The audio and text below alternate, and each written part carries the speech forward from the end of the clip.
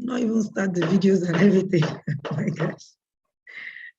Oh my gosh.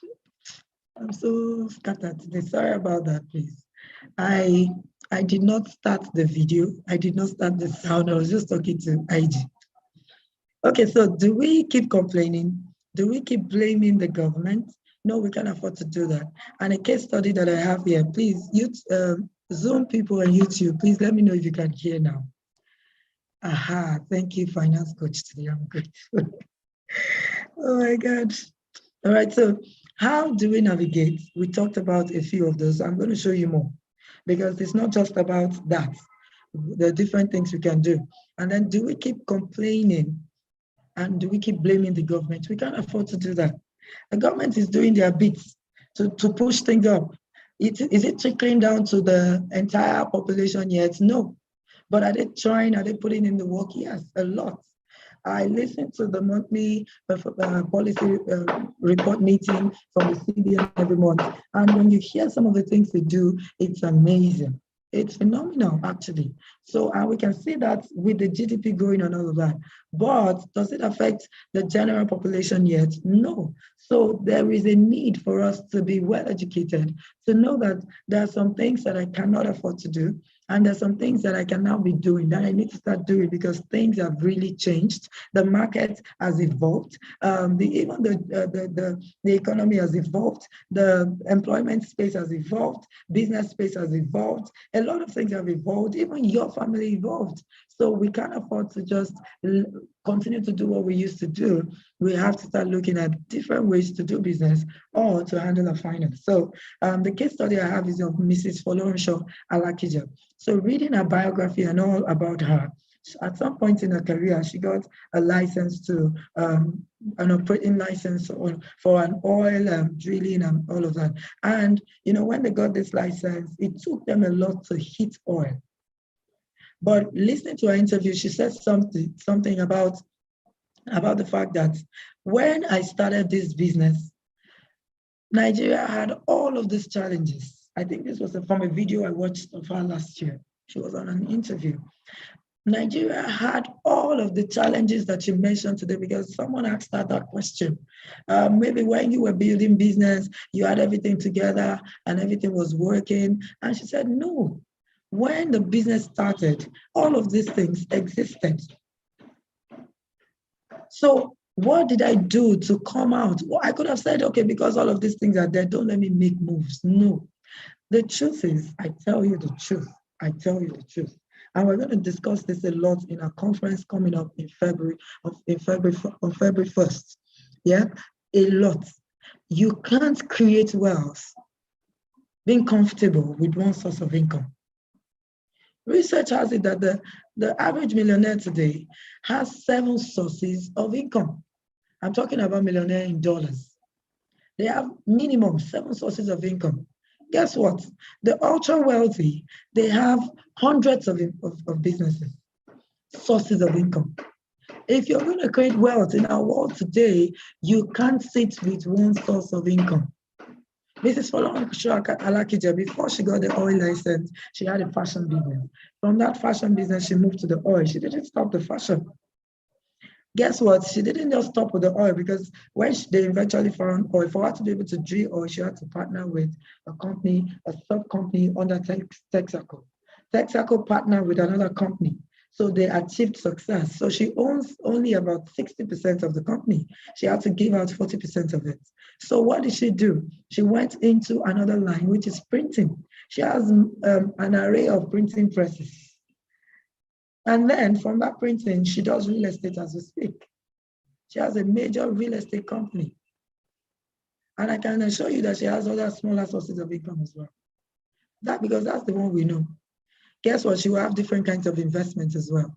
So the truth of the matter is, to create wealth, you can't sit with one source of income. You can't keep complaining that the economy is bad, so I'm not doing anything. My salary is small and they're not increasing it, blaming your employer, blaming the Nigerian government and all of that. And trust me, those people are not to be blamed because as an employer myself, if you're not productive, if you're not increasing what you're bringing in, if you're not doing the much that is expected of you, I can't increase your salary.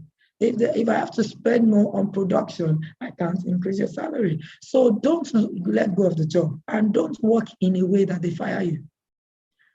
What you do is to start seeking out new opportunities as I move on. You start seeking out new opportunities opportunities.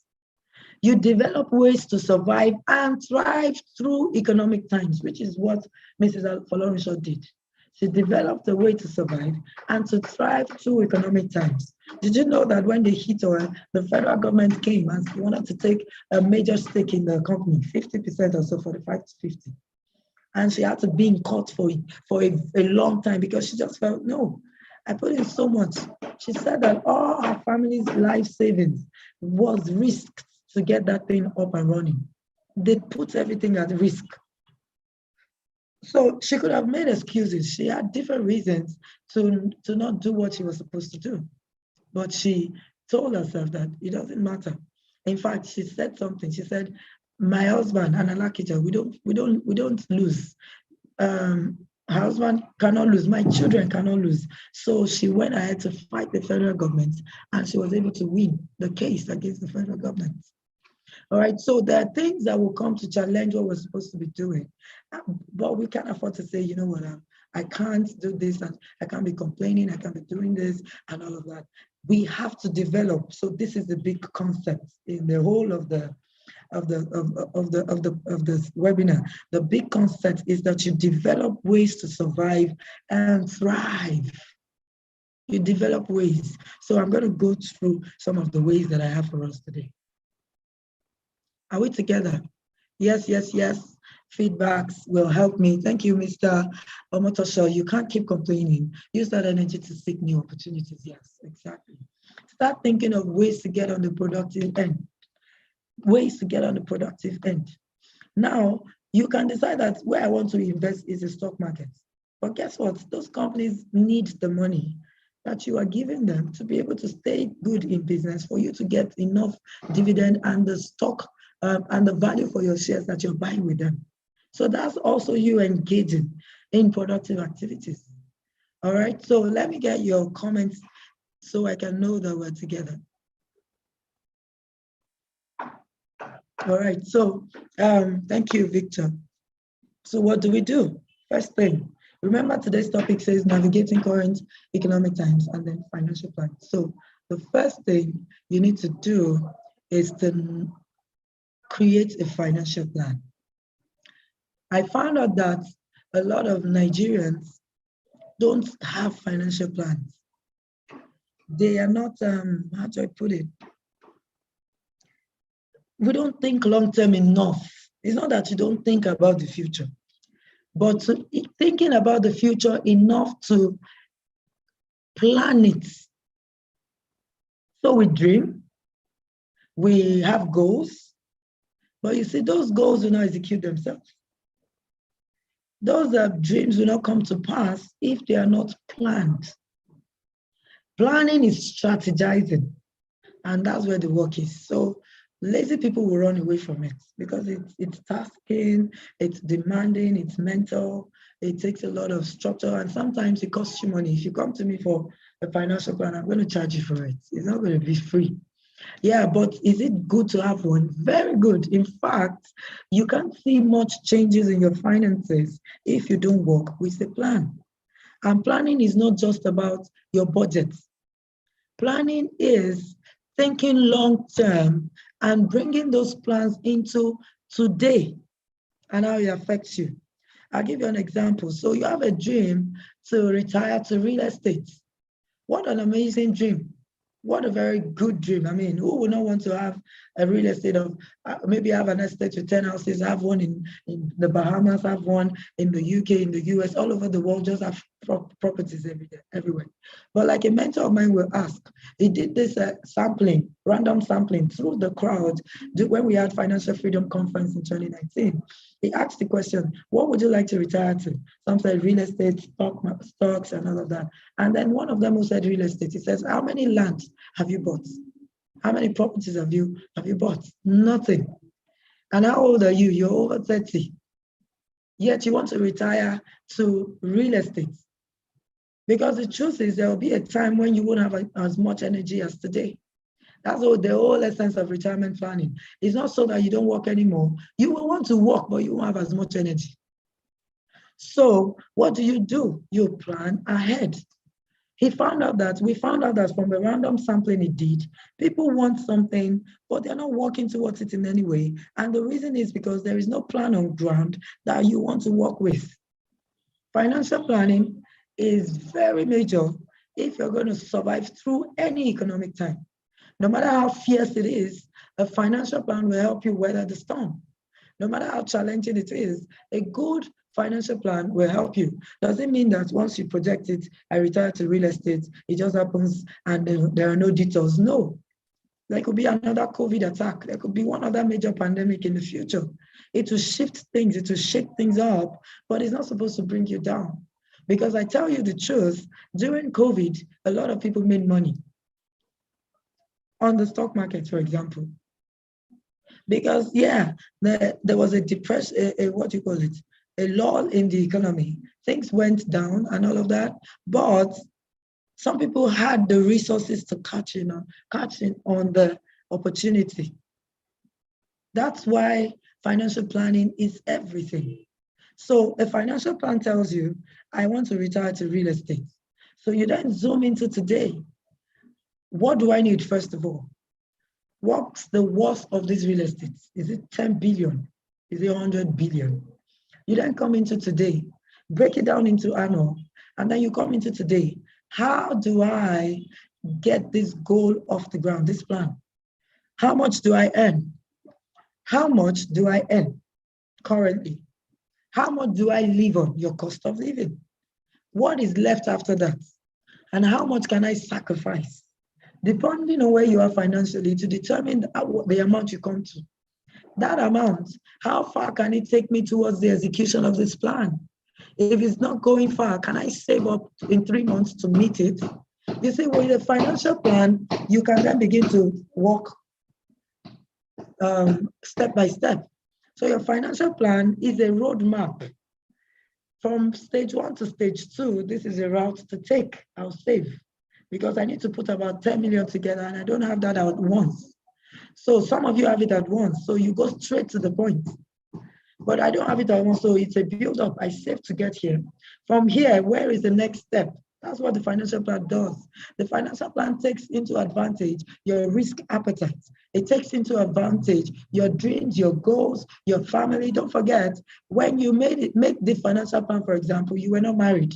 Now children are coming in. The financial plan will adjust from time to time to include them. So there'll be details because we had to spend more money because we have a new baby.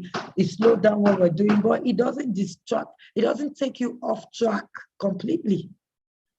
It doesn't take you off track completely. You got married and you had to be responsible for your wife and all of that, no problem. So, but you then go back to your financial plan. This is the target. The reason a lot of us are not achieving much is because we don't have a plan we're working with. We have dreams, we have aspirations, but there is no clearly laid out strategy to achieve them. You can, for example, can you tell me right now how much you need to save monthly to achieve any goal? That's what the financial plan will come to. So every month, if I can put 500,000 aside, I will be able to reach this goal within 10 years. Some people have such plans that they work with. The other day, we brought in an expert who is an investor in the capital market to discuss within our investment club the opportunities there. And he was giving us the analysis how that First Bank had returned 30% on the average over a period of 30 years. So if you have 50,000, invested in the stock market over a 30-year period, at 30%, you are going to have 500 million or so. Only 50,000, 50,000, you're not adding to it every month. So imagine that you create a financial plan and tell yourself that my portfolio of investments would include capital markets, which is shares and stocks. It would include real estate, and then I'll do business. You then allocate resources to each of these per time. So you have some monies in the capital market. So it's there. Sometimes there's a loss, sometimes there's a growth, and on and on. Did you know that the capital market, for example, is the only place that has returned an interest rate of up to 40-something% for its investors, beating inflation by over 300%? Only the capital market, and maybe real estate, because I don't have that analysis. So for those of us that are saying, well, stock, treasury bills and everything is not doing well, blah, blah, blah. It's a portfolio of investments. I have an investment capital, an asset management firm that I work with from time to time. And I tell them, I have a client that wants to do this. So give me your advice. Give me the available investment of options on ground. And they give me a mix of it all of the time. So the financial plan includes the kind of investment I will do, the targets, where I am financially, how much I need to survive for now, and then do I need to get there, and where do I put it? So how do you want to get to destination without a clear destination? It won't work. It won't work. That's the truth. So a lot of us need to embrace financial planning. That's number one. Remember, we're talking about how to navigate. Yeah, navigate. So COVID came, it bounced some people up in their investment. But look at the people who fell off, are those who went to sell their stocks quick, hey, they sold it because the price dropped. No, it didn't take 4 months for those prices to go back up. So what the smart investors did was to buy during that time. Because if I know that a bank like GT is 30-something on the average, Naira, and this bank drops to 10 Naira, during COVID, if I have the money, I can take that advantage. Buy it now that it's 10 Naira, because the likelihood that it will go back to 30 Naira is so high, 90% of the time. So you then take up that advantage, but guess what? It is only the people that have the money to buy that can even buy. So that's where savings come in, that's where planning comes in, and all of that. So number 2 is expense management. When there are tough economic times or challenging, don't let me say tough, challenging economic times, which have been over the history of the world, that have been recessions of 2008, the blah, blah, blah, so many of them. When we have challenging economic times, one of the things you want to watch out for is expense management. You want to watch out for your expenses. The reason we do that is that there is no way you can say that you are in charge if you don't monitor the flow of money in and out of your account. That's what expense management is about. You could call it cash flow management. You must ensure money is coming in, because if money is not coming in, nothing will go out. And if you can't take care of your bills and all of that, you'll be a frustrated person. So expense management is very important. Also, for some of us who are into businesses, you need to start looking at loopholes, leakages for expenses. They're just buying a repeated item. When you have it in the store, you need to check that. We don't really need it. Can we afford to do it for free instead of paying for it? You need to check that. Because if you let the staff go, they're just going to keep pumping you with bills. That's how we are. It's not their fault. I remember when I was at the bank, the bank management just decided that they were cutting down the expense on everything stationery and toiletries by 50%. By 50%. They were cutting it down by 50%. So what did they do? First of all, how did they even get there? They monitored the flow of cash in and out of those accounts. So they kept monitoring how much was being spent on toiletries and stationeries. So at the end of the year, they found out that, whoa, this is a huge figure. We can't afford to continue like this. Plus, don't forget that the banking system and industry at some point were a bit jolted by the fact that the government pulled out their funds from them. So they had to look inwards at different strategies to stay afloat and not die. And keep increasing. There's a saying in accounting, when income is not increasing, expense has to reduce because there must be profitability. So they went inwards, saw that the expense on toiletries and stationaries was so high, so they cut it down. They cut it down. And what happened? They told us, this is what you get from now on. Management, that's where the management comes from. This is what you get from now on. And you need to manage it. So if I give you a pack of paper for the week, unlike before, that you can just bring your master's project to the office and send 200 pages to the printer. If this paper finishes within a week, you will buy it, because we must not lack resources.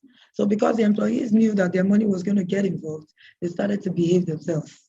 So you find a situation where someone just goes into the restroom, or subconsciously you're just rolling pile of tissue, just rolling just to wipe your lips. And just roll like 10 layers. So all those things changed because we were now more responsible. So you need to monitor the flow of money in and out of your accounts, even personally. Can you say you know where all the monies went this year? Did you even plan it before spending it? If you didn't, you can't even track. If it's in your accounts, then you're in a good place. So can you print out your statement and review? Where did the most of your money go to? Where did you make the most money? Because we're not just reviewing expenses, we have to also review the income. And then juxtapose both of them against each other and see, oh, I exhausted the entire income that came and I don't even have any investment. What do I need to cut down? You look at it and you find out, oh, too much is going into recharge card. I need to cut it down. Are we getting that? Please let me know. Yes, Mr. Ayotunde, expense management is to monitor the flow of money in and out of your account. You monitor your income, you monitor your expenses, put them together and see, do I have a zero budget? Do I have, which is a balanced budget? Do I have a negative budget? Do I have a positive budget in terms of what I said I was going to spend? I didn't even exhaust it. So you have excess money to add to your investing. Some people are in the negative all the time. And it's not always because you don't have an income. It's sometimes because you're not monitoring anything. The bank that is monitoring how much goes to stationaries and what you call it, toiletries, are not monitoring because they're not making profit. They make good profits. Did you know that since the government moved their funds, banks in the Fugas class, the First Bank, UBA, GTB, Access Bank, and then Zenith, 5 of them, the top 5 banks in the country, have been posting more and more profits. They've never gone down. Why? Expense management. They keep looking at different options.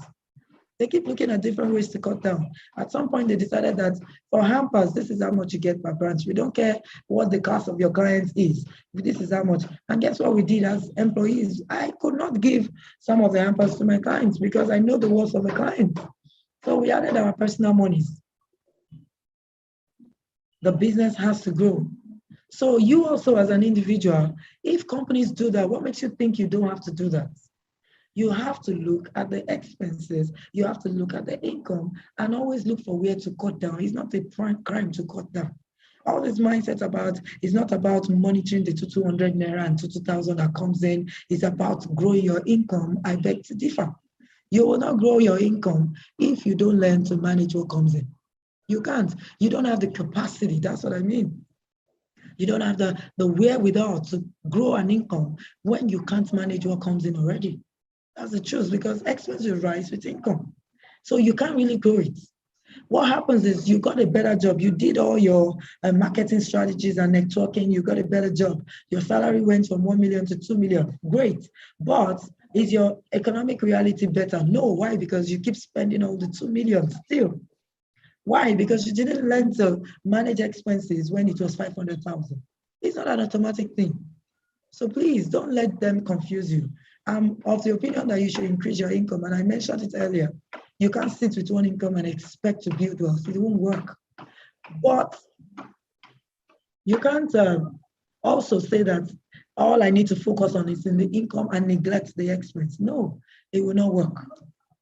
Because expense is a law in economics, Parkinson's law of economics. Expense will rise to meet income by default. By default. You don't have to do anything. Your expenses will just rise. You know why? You just suddenly want to move from Maraba to town because you want to improve your economic status. You want to look better. You want to drive better. You want to live better. So it takes a conscious effort to watch your expenses go down for you to really increase income. So income or improving your income or creating wealth is not really about I earn more money. No, it's about how much you retain at the end of the day. So it is very important to manage our expenses. Did we get that? Bogus banks keep making profit because of money. Yes, they do. They do.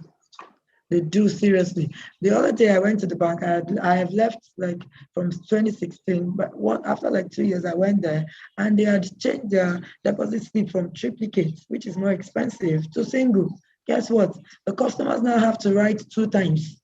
You write on this side, write on this side, just because the bank is cutting costs. If a bank will cut costs, why do you think you shouldn't? And if they keep doing the same thing, what makes you think it doesn't work? I want to put it to you that they do that because it works. So you need to do it. Stop letting people deceive you with this idea of just go and make more money. Don't monitor all those 2K. That's not what you're supposed to do. It's a poverty mindset. No, it's not. It's a management mindset. You have to do both. Bring in good income, have all the skills to bring in a good income. As at the same time, you must have all the skills to retain as much of that income and not let it go into liabilities as against assets. Because when it comes to wealth building, what the wealthy people have done is that assets is here, liabilities are here. A lot of us is like this. That's not it. What you want to focus on is creating more assets. And you won't have money to create assets if you keep spending it all. Every penny counts. Thank you very much, finance coach. Every penny counts. That's the word. A little leak will sink a ship. So you need to block all those little expenses off. So I'll quickly move on because of our time to the next point. Manage your risk.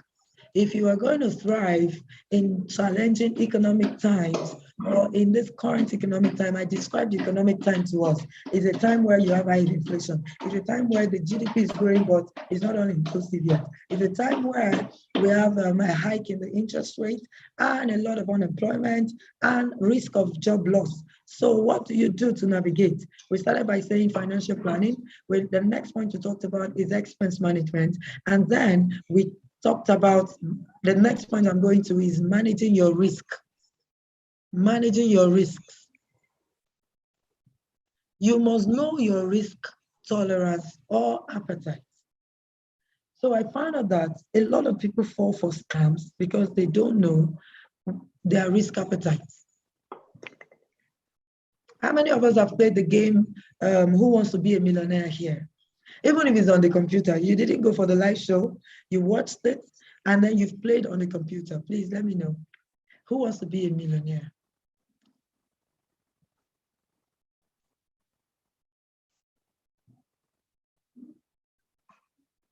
YouTube, Zoom, can you let me know? Have you played it, or did you watch it when that particular game was going on?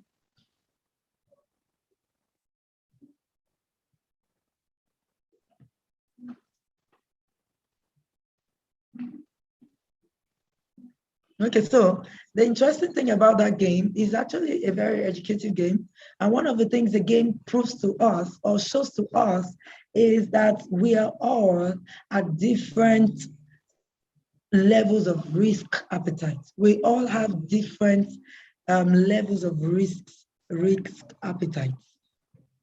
Yeah, so you'll see someone that by the time the person got to 250K level, the person says, please, let me take my money. I'm going home. They get to a secure state and they don't want to go further. When they are not sure of the outcome of that question, what if I fail this question? If I fail this question, I'm going to come back to zero. No, let me walk away. And all of that. So that game is a clear picture of the different levels of risk appetite that we all have. This is why you can't invest in something because somebody else invested in it. No, what is your risk appetite? And yes, you want to be a millionaire in dollars, I'm sure. I'm sure in dollars. We don't talk naira here. So while one person walks away, you see another person say, no, I'll take the gamble. I'll take the gamble. That it shows you that person is very risk inclined. Meanwhile, somebody at 250K says, please, please, please. If that person is very risk averse. Now, what does that translate to when it comes to your financial journey? You can't afford to invest because somebody invested in something. What should determine where you put your money actually is your financial plan, which is why it was the first thing I said. Financial plan. Because your financial plan will factor in your risk tolerance and your risk appetite. So the financial plan has already assessed you and says, you know, this person, you can't, that's the truth. As a matter of fact, when you want to invest on a platform like Mary Stem app and all those Mary Trade and all that, Mary Trade and all of them, one of the questions they ask you is, what is your goal? Is it capital preservation? Is it aggressive growth? Or you just want medium normal thing? So that will determine the kind of stocks they push to you, because your risk capital will determine where your money is placed in investing. All right, so know your risk appetite. And then, regardless of what your risk appetite is, I just want aggressive growth, let me go fast. Regardless of what it is, you must keep your investment portfolio diversified when it comes to risk. Don't have one investment that you just sit with. Yeah, someone like Warren Buffett would say, put all your eggs in one basket and watch it closely and all of that. But for where you are right now, you may not be able to receive the shock that will come when that goes wrong.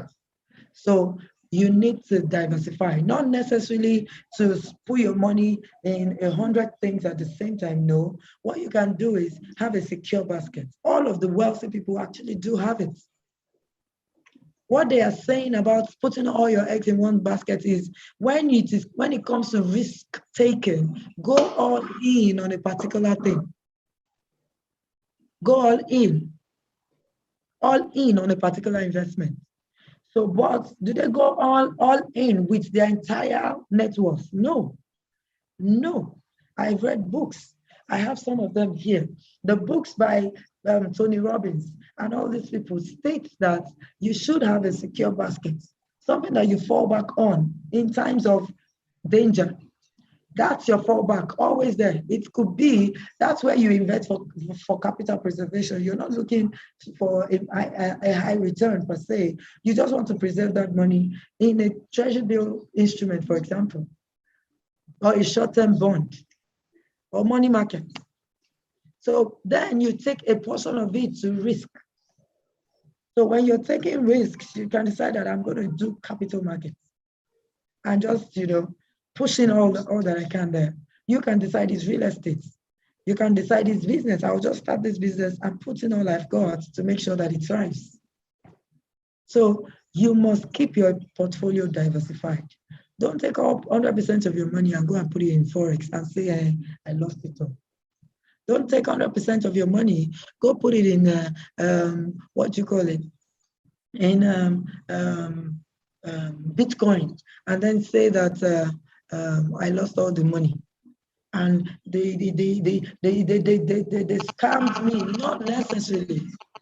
Not necessarily. And the problem with the investment platforms? No, the problem is with you not knowing how to balance or diversify your risk. Let me quickly run to the next point.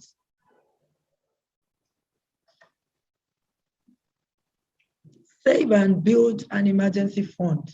We talked about it yesterday, so I'm not going to dwell on it. The catch up for yesterday's session is on IGTV, is on YouTube, and, so you can always catch up on those. So save and build an emergency fund is the next point to help you navigate. I beg you, in the name of God, have an emergency fund. You will take the stress out of your finances. So it doesn't create you wealth. It doesn't get you to that all-time dream of, I want to be wealthy, I want to become a billionaire in dollars and all of that. But it has its place. Savings and investments are different. They serve different purposes. Please don't get confused when you see someone, it's not about saving. You can't save to create wealth. They're right. It doesn't mean you can't save to take financial stress out. You can, please. As long as you have an income, you can put money together and, and take the stress out of your finances. Why would you prefer to be running around to look for school fees when you can actually save up for it, when you have an income? Why would you prefer to be disturbing your brothers and sisters for your accommodation, your rent, when you can actually put money together month and month for it?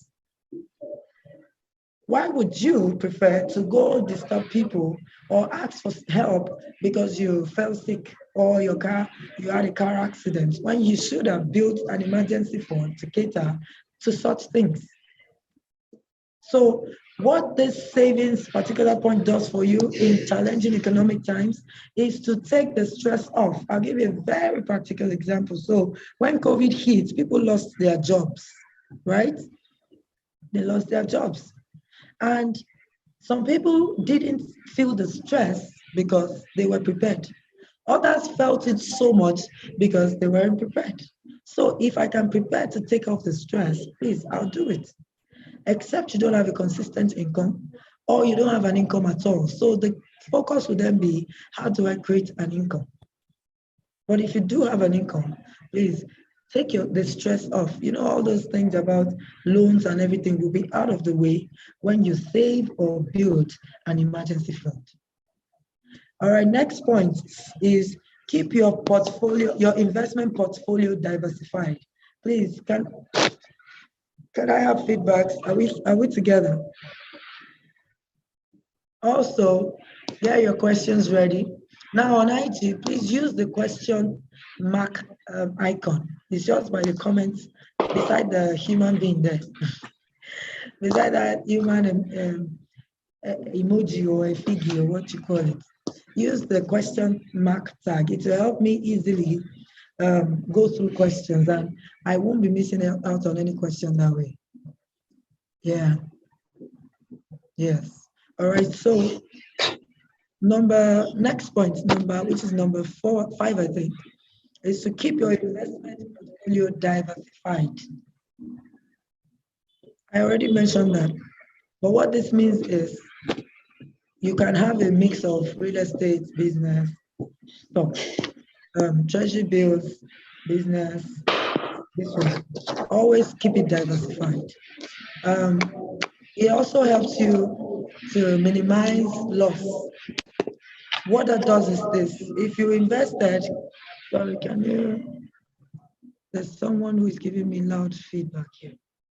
So what that does is that if an industry fails, the likelihood that all of them will fail is not there. So sorry, there's someone who is really loud. Please, can you mute yourself on Zoom? Thank you. All right, so the tendency is there. The likelihood is not there for all industries to crumble at the same time. And that happened during COVID. When there was a crash in some industries, some picked up. So diversified portfolio of investment will help you buffer the impact of challenging economic times on your finance. All right. So I need to get this person is really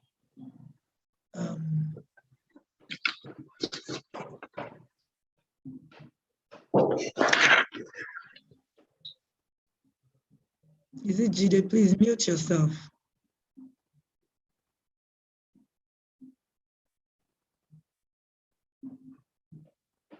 Someone is really making noise. Please mute. All right, thank you. So the next point is seek out investment opportunities and invest consistently. So I mentioned that the first point is the financial plan, right? So the financial plan already took into cognizance or takes into cognizance where you want to invest. Now, when you want to invest, don't invest haphazardly, scattered. You invest today, you don't invest until next year. Don't see investment as something that I do when I have bulk money only. I told you how 50,000 can become 500 million if you keep it there consistently for years. This is fact, it's not a fluke. If you invested 50,000 in First Bank, like 30 years ago, today it is actually worth about 500 million, not in terms of because First Bank didn't go down or anything. No, over the years, it's been analyzed and seen that First Bank has returned 30% on the average. You know, a lot of people don't know that stocks is one of a major way to build wealth. They think it's too risky. No, you have to have a diversified portfolio of high risk. If you don't take risk, the higher the risk, the higher the return. So you can't be all risk averse. You have to embrace risk to an extent. It's just that I might have more appetite for it, so I do 70-30. 70 risky, 30 secure. You can decide to do 50-50. You can decide to do 20-70, 90, 80 rather, depending on your risk appetite. But that you won't take risks is not an option if you want to build wealth. So seek out opportunities for investment, particularly in challenging economic times. That's what we do. All right, so some industries boomed during that. There's some stock prices went down and we knew that they could go up. So we bought, and then in just 3 months, people doubled and tripled and quadrupled their money with stocks of Fugas, the Fugas banks and all of them. We were able to see some increases in certain industries. The medical industry boomed a lot. That's an investment opportunity. So people did sold nose masks, people did different things, sanitizers. Some people converted their factory from producing what is no longer selling right now because people are not going around. They now started producing sanitizers and different things. You have to be looking for opportunities to invest. And when you find an opportunity, you must do it consistently. I said something powerful yesterday, I hope you heard me, is the fact that a certain amount of money, and if you go to any asset management firm, this is the rule, the guiding rule. If a certain amount of your current income invested consistently in a vehicle, in an investment instrument, over a period of time will build you wealth. So you take 500,000, invest it consistently in real estate over a period of 20 years will get you rich. 1 million invested consistently in the stock market over a period of 30 years will get you rich. Consistency is the name of the game when it comes to investing. So it's not this haphazard thing that we do. We need to do it consistently. That's the key word. And then the next point is you must avoid debts. I'm not going to talk about that because yesterday was all about that. So please catch up on the replay on IGTV. Yeah, avoid debts. You can't see the things. I was talking about savings earlier. Do you know that during times, challenging economic time with high inflation rate is when you should save more? All this talk about those save, that's when to save more. Why? Because you need more money. What you used to pay 50,000 for is now 60,000. So you save more now for you to achieve it and cut down unnecessary expenses. So there's nothing like I'm not saving or anything. No, please. That is a misconception. And I have examples of them. I have a mentor, Grant Cardone, that I took some of his courses and I'm on the online platform. And when I went into the course platform where the real thing is happening, I found out that one of the first topics you must take is savings. And guess what? Grant Cardone does not teach you to save 20% like some of us do. Grant Cardone will make you save 40% because he believes that that's when you're starting out, that's when you need to be intense. So he makes his staff, particularly when you're not going to personal work with him, he makes you save 40%. And you go on rice and beans for the next 4 or 5 years because he needs you to have good enough capital to hit the real estate industry with a bang. That's a strategy because you need to put the money together. So if you are not saving and you now add debt to it, you're compounding the problem. Times like this is not when you want to borrow anyhow. I mentioned yesterday about a lady owing 1 to 16, quick loan companies, one human being. How she got herself there, I can never tell. But it's not a good decision. So you need to avoid debt at all costs. Focus on building your savings and seeking out opportunities. and fund them strategically, right?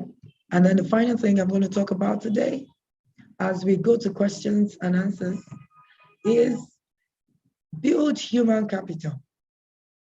You know, earlier I mentioned that there is a high, well, of course, we've always had a high unemployment rate as a country, which the federal government is doing everything to crash. Because there's an initiative by the federal government that I think it's very laudable and worthy of applause. So if you're in a university, for example, you're studying agriculture, you will not graduate and come and work in a bank or go to a clinic. What the CBN now does is they pick you from a university, make you test run, because you know they do practicals on the farm. So they fund that your practical, give you things to do a proper farm, see how it runs, and then once you graduate, you just move into funding for your own farm, because they are looking at different ways to diversify the economy. So we won't depend on oil alone. All right, good thing crude oil prices are going up, but we still need to look at. So unemployment rate is high, and then there are job losses. So you must be the kind of staff that is very difficult to fire.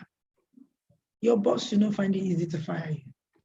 Before the boss will get to fire you, the boss would have, except it's a life and death situation. And it will be better for me to be alive than for me to die. Be the kind of staff that is difficult to fire. I said something very powerful yesterday. I said that some of the people in our investment club who do the things we teach are getting phenomenal results. One completed a master's recently, this October, from the savings teachings we taught her. And then because we emphasize the need to personally develop yourself.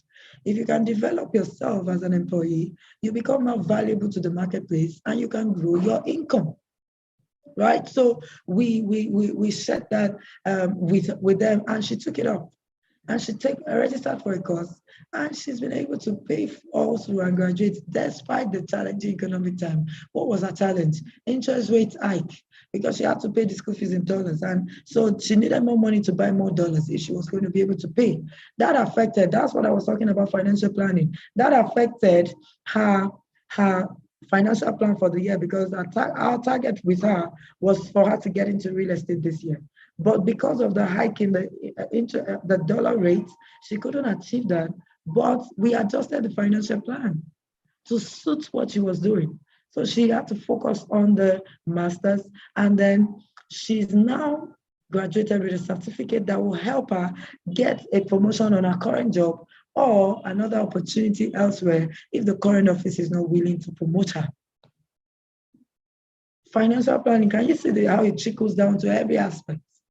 So as a matter of fact, Jim Rohn, who is a major, though he's late, was a major speaker in the world and earned a lot of income for speaking, says that to double your current income, double your value to the marketplace. Improve on yourself. Why would your boss be stressed out over you? That way, he or she is not happy every time you are the one they are dealing with.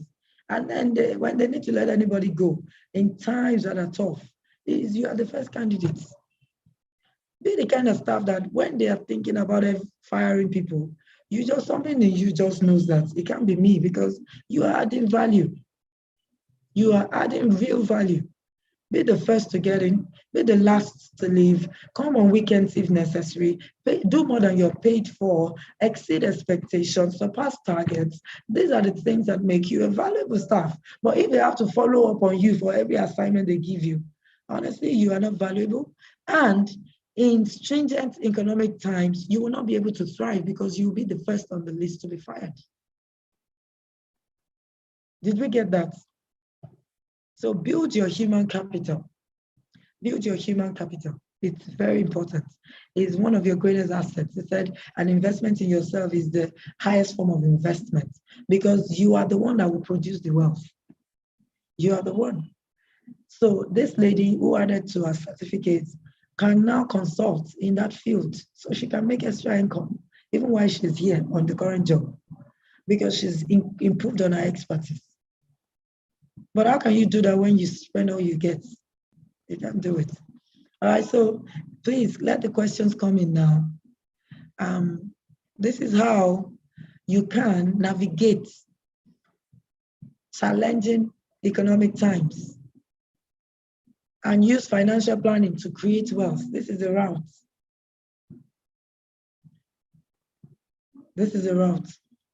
So if you have questions, please ask all kinds of questions now, because today is the last day of the conference. Please let me announce to you on the, is it second we came to now? 2nd of February, we will be having a financial wellness conference. It's also going to be a 2-day conference. And we will be doing both online and physical registration.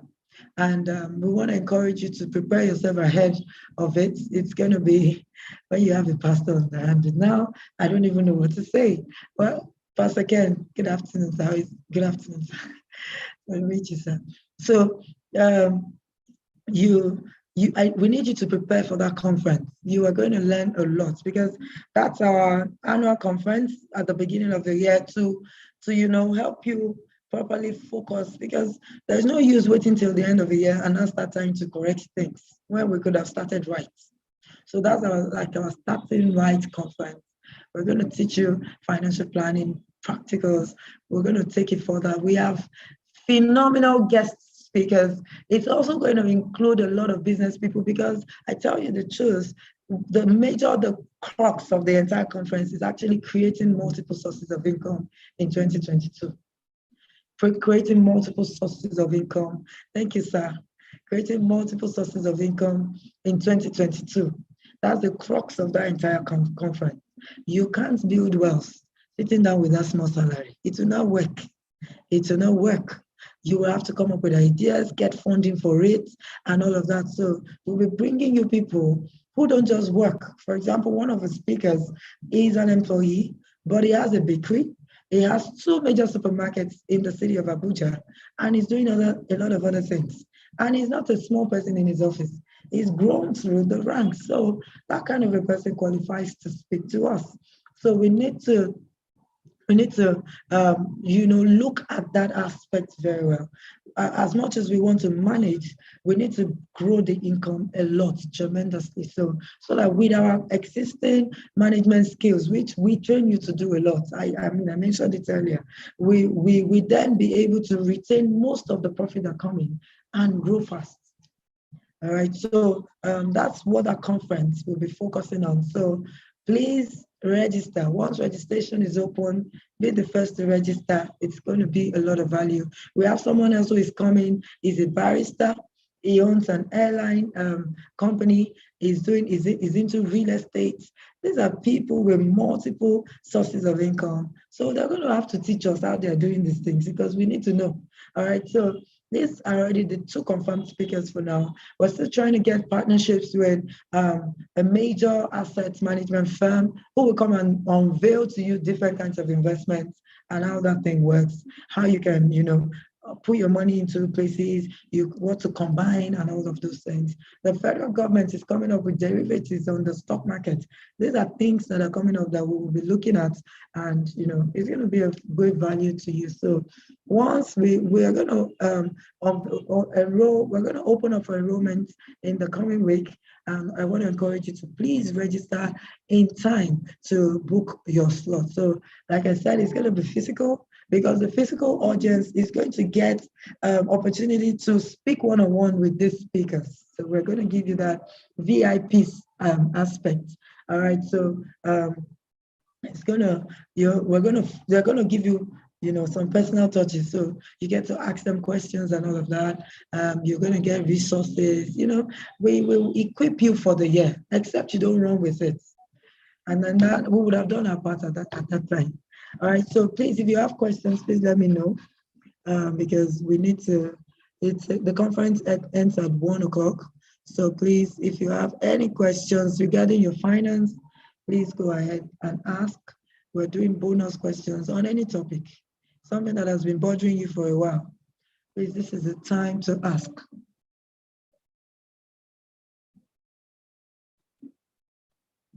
I want to thank everybody who has participated today. The comments today have really been encouraging and made it interesting. And it actually brought more people into the class. So thank you very much. This video, remember, is going to be on YouTube and it's going to be available on IGTV, so you can rewatch and share with your friends and family so they can learn as well. Bottom line is, no matter the economic time that we're in, we have to keep evolving with it.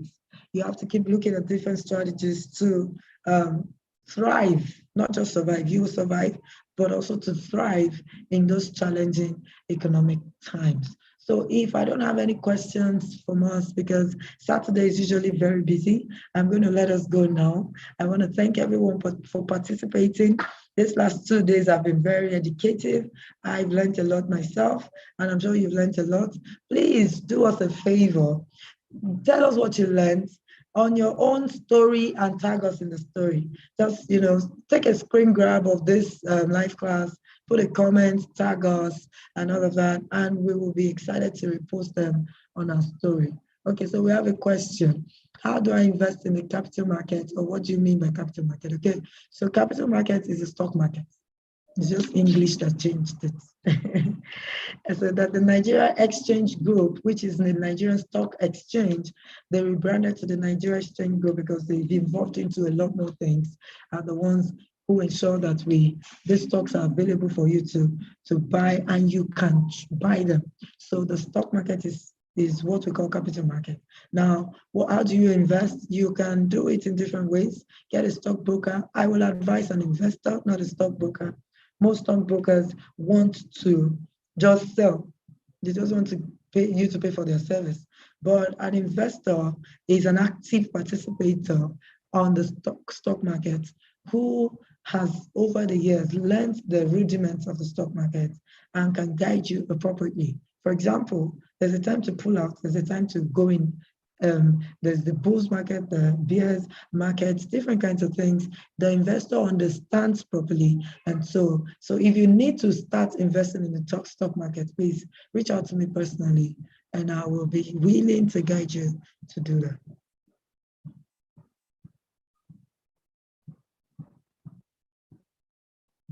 Okay, so any other question? Keep evolving, yes. Thank you, Brother Motosho. Thank you so much. Thank you, Dr. Sheyi Wellness. Thank you, GB Fem Fort, Susie Max, and everyone who has joined in today. Please, when you're making your comments, please use the hashtag, and then also tag us. Please use the hashtag. How do we know investors that can help us? I'll give you an investor. I have investors. All you need to do is to be willing to learn and work with them. Another thing, even though I didn't touch on it, when it comes to investing, is just that.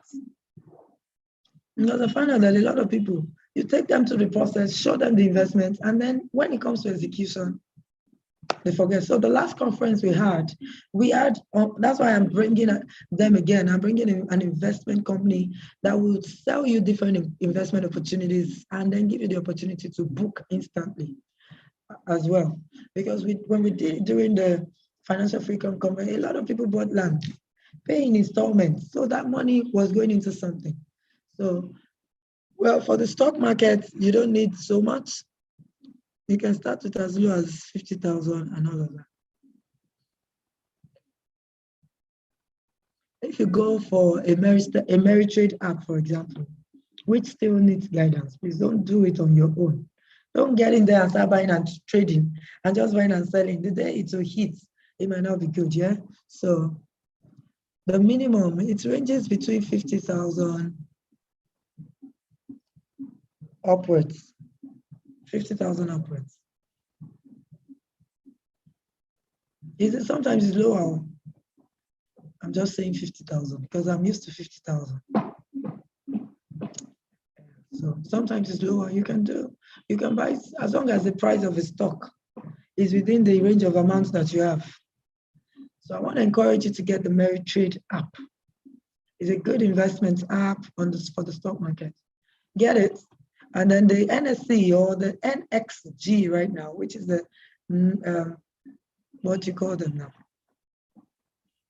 National exchange group, which used to be Nigerian exchange group, sorry, which used to be Nigerian Stock Exchange, right? Is also creating an app where people can just go and invest in different stocks. So when that is ready, that will be very good, very good, very good. So that's how you invest. The minimum depends on how much you have, honestly. The amount you have will determine the amount of stocks you buy. And when you start out investing, don't look at the return alone. Don't look at just the return. Look at the long-term benefit of it. I was talking to someone recently and he told me, he said, most of the investment people call high risk is actually long-term. It's because they can't wait. Patience. Wealth building is a process. It takes time. So we need to weather through the storm, because storms will rise, but you always come out strong because you're consistent and you're not going in blindly and you're not greedy. Once you let go of all of those things, you find out that you will achieve so much. All right. If I know there's a delay with my voice, so that's why I'm waiting a bit.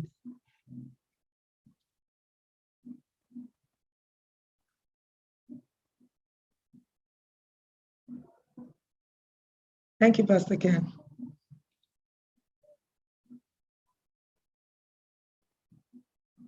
Gerard, if you're interested, reach out to me. We'll guide you on what to do. Join our investment club and you're good to go. You can also download the Meritrade app yourself and start investing. But if you want guidance, if you want someone to take you by the hand and give you wise counsel, you will have to join our investment club and then we'll show you what to do.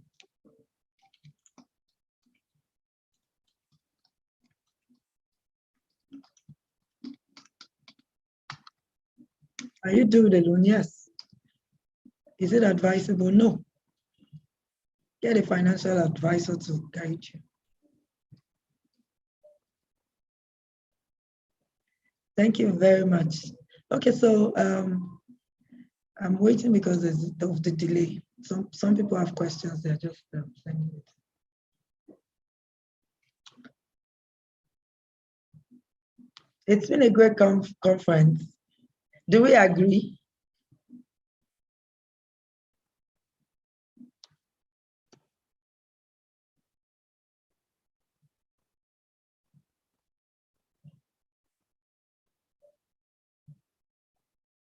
You're welcome, Gerard. Don't worry, he's not flogging you. You just need a financial coach.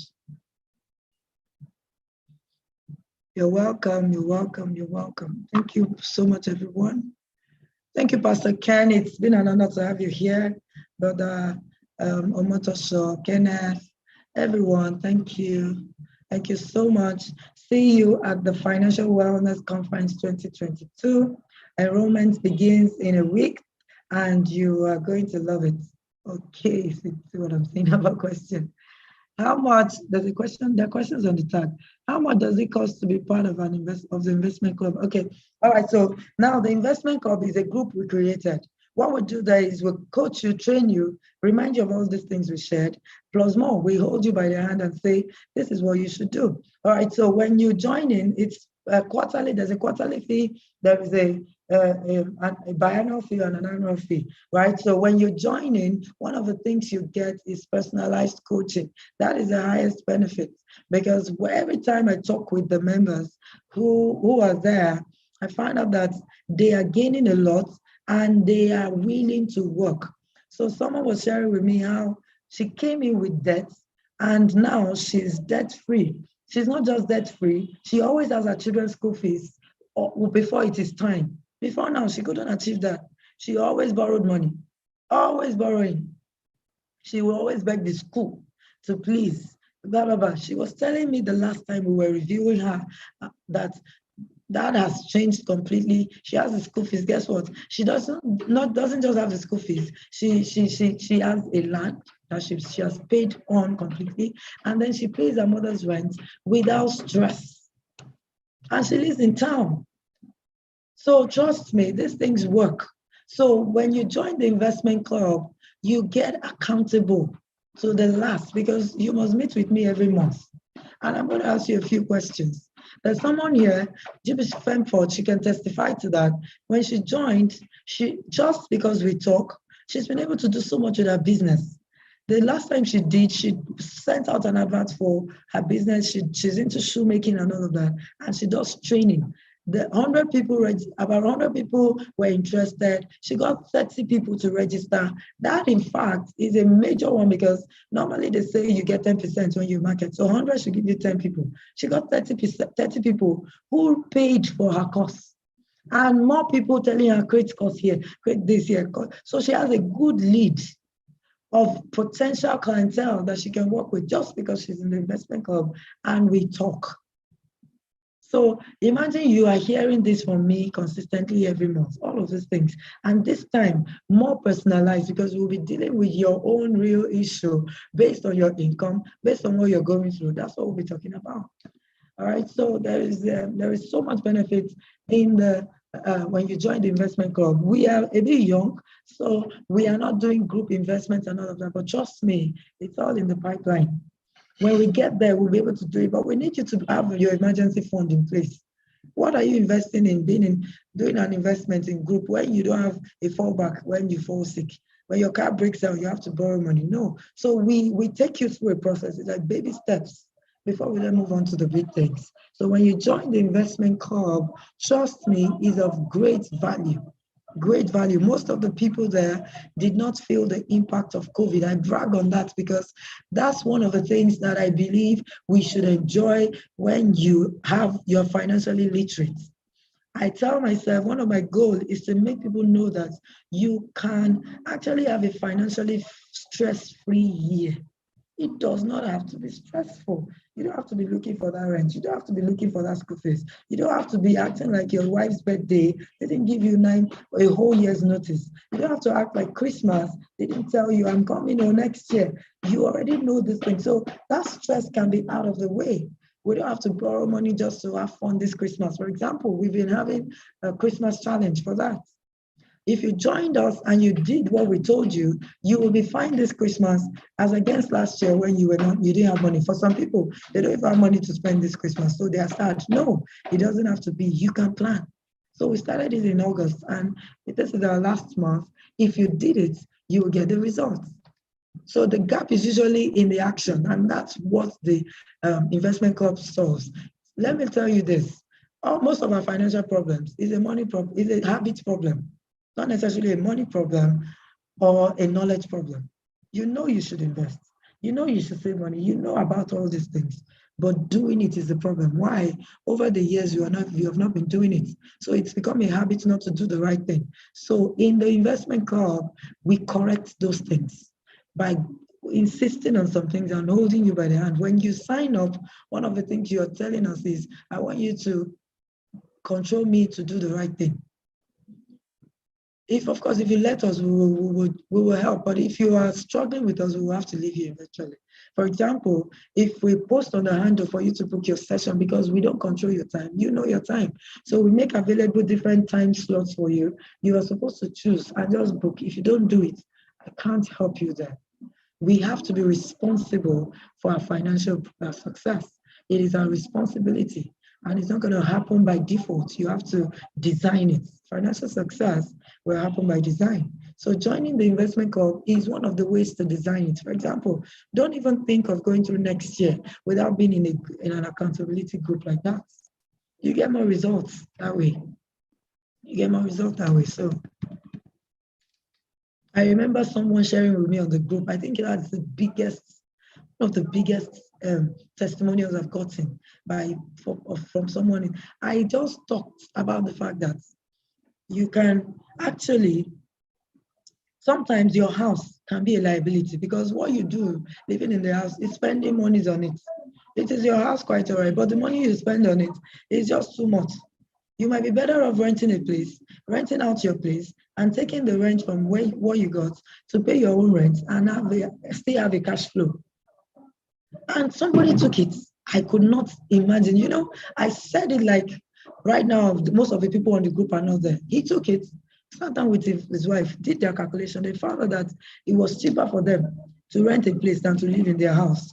They moved from their house, moved to the rented apartment, rented their house.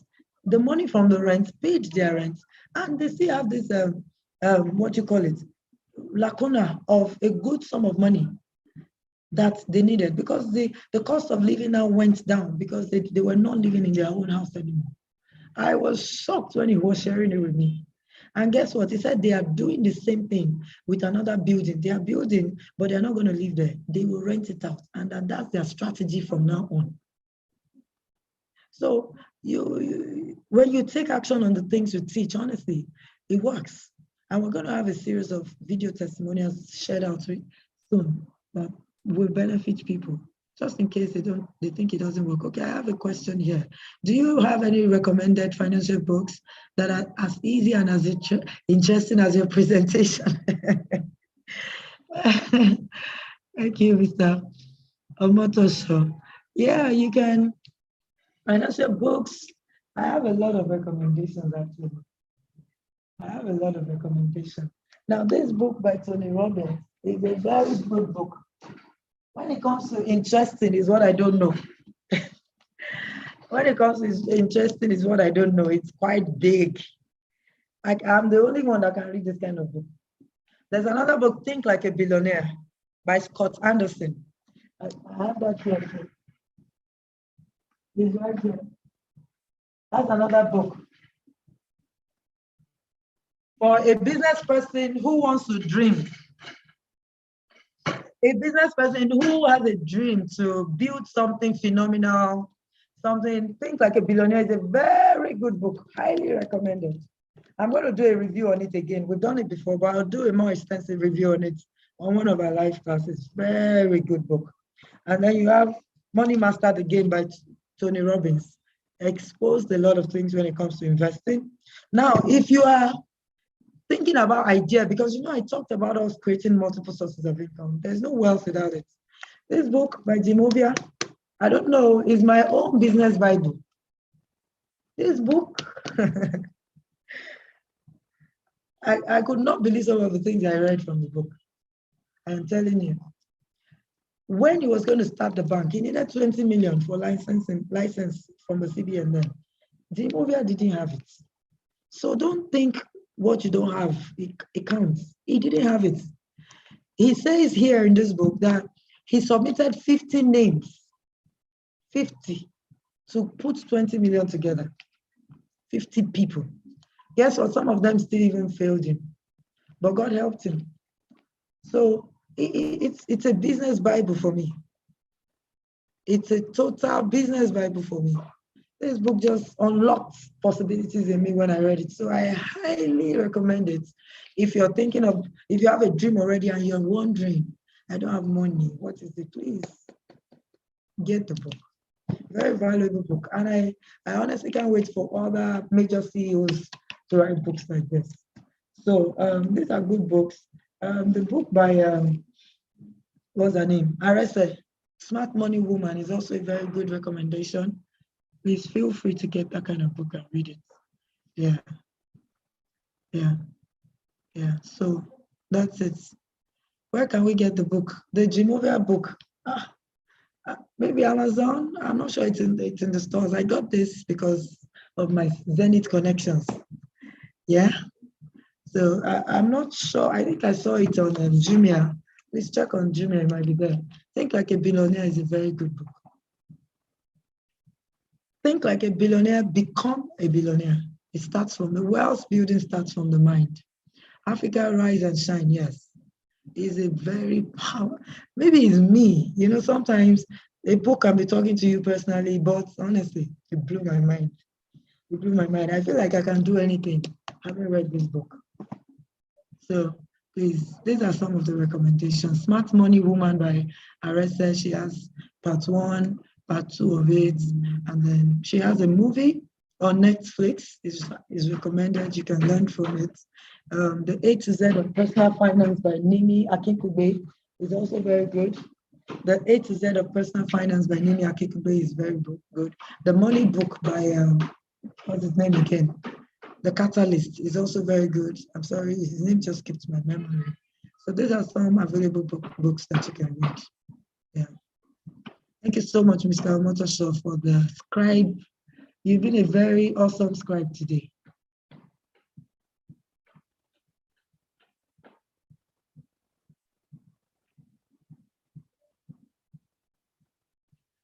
So this is Jimmy Femfort giving us a testimonial here. It was a great shift in my business. I testified there are so many benefits joining the club.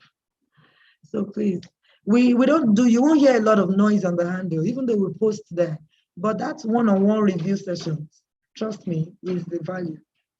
Is the value. And if you were to book me personally, you're going to pay like ×5 of that. Because my personal coaching is 120,000.